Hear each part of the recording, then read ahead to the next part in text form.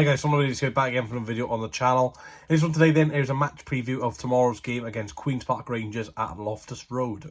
So Queen's Park Rangers then haven't had a great start to the season. They're currently in 20th position on 6 points. It's not a great start for Gareth Ainsworth's Queen's Park Rangers. So Swansea City is an even worse start than QPR. We're currently in the bottom three, 22nd with 2 points, yet to register a win in the Sky Bet Championship this season. Only 1 win in 8 competitive fixtures so far this season. So yeah, it's not going great for us, to be honest with you.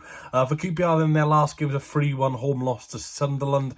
They did take the lead in that game, but unfortunately did receive a red card in the 21st minute of the game. Jack Colback got sent off, and obviously Sunderland having the man advantage for 70 plus minutes, they were going to, go very attacking, and obviously got the win in the end. For Swansea then, we lost 2-0 in the South Wales derby, the Cardiff City away from home.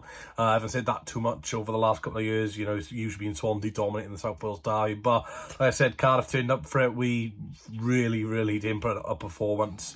Like I said, I don't mind losing to anyone really, as long as the performance is in there. Unfortunately, the performance was very poor indeed, so we're going to have to bounce back from that.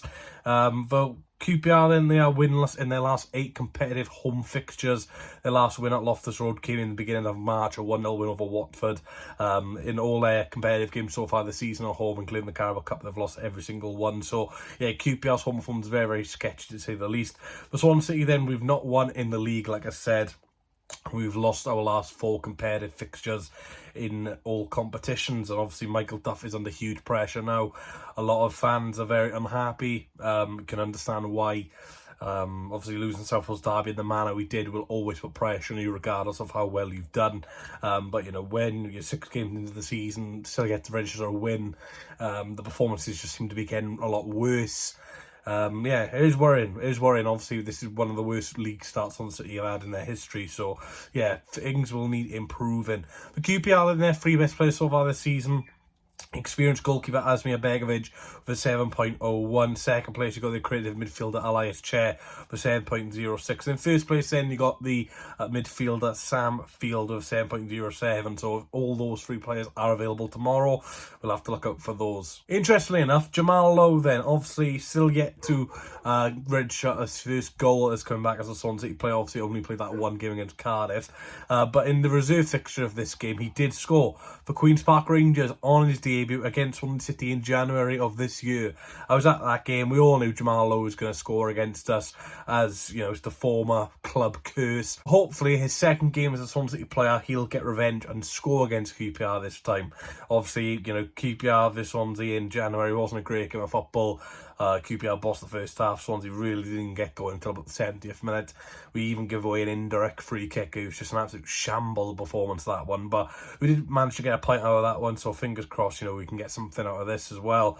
The QPR then, a couple of absentees for them. Jimmy Dunn's unavailable due to injury. And obviously Jack Colback is suspended after receiving that red card against Sunderland. For Swansea City then, Liam Walsh still out injured at the moment, and Carl Norton is a doubt for the game. Obviously wasn't available against Cardiff, so it'll be interesting if he's available for this one.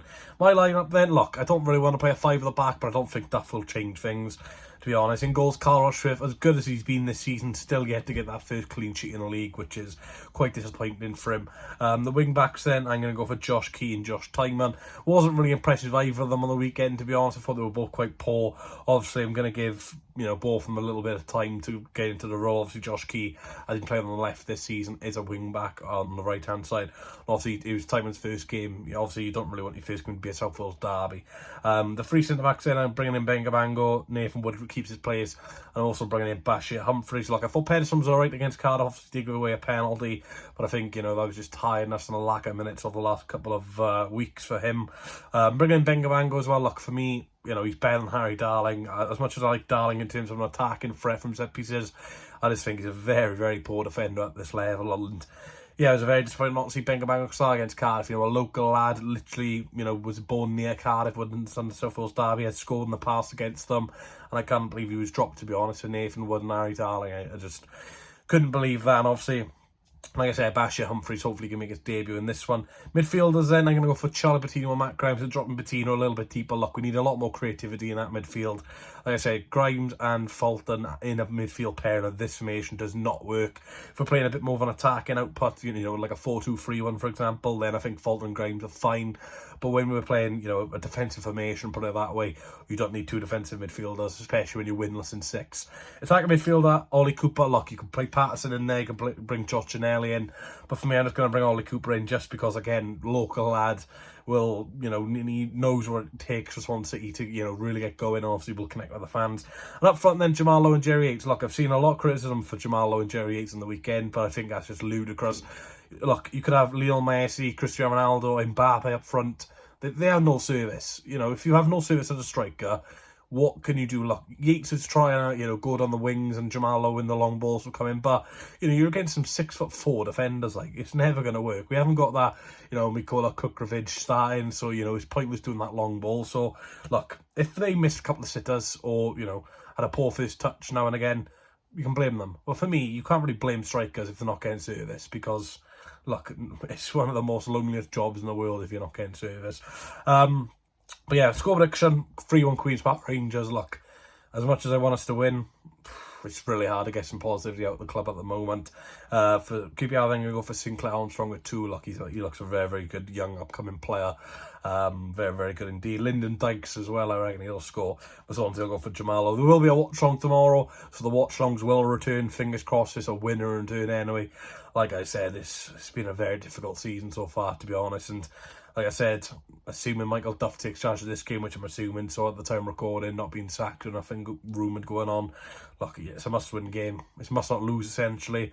But look, it's so early on in the season, and I'm already calling it a must-win game. It's disappointing. But hopefully Duff can work some magic tomorrow. Hopefully the experienced players will be able to lift the team tomorrow because, look, they've apologised after the Cardiff game, but do your talking on the pitch. Just stop this PR crap because, like, it's one of my pet haters in football. Apologising after a loss. No, just do your talking on the pitch, please. So yeah, QPR this Swansea City tomorrow.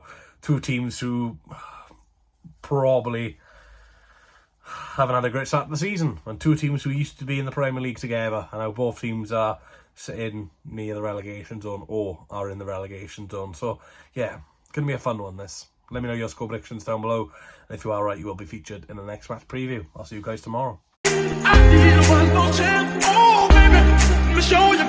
I need one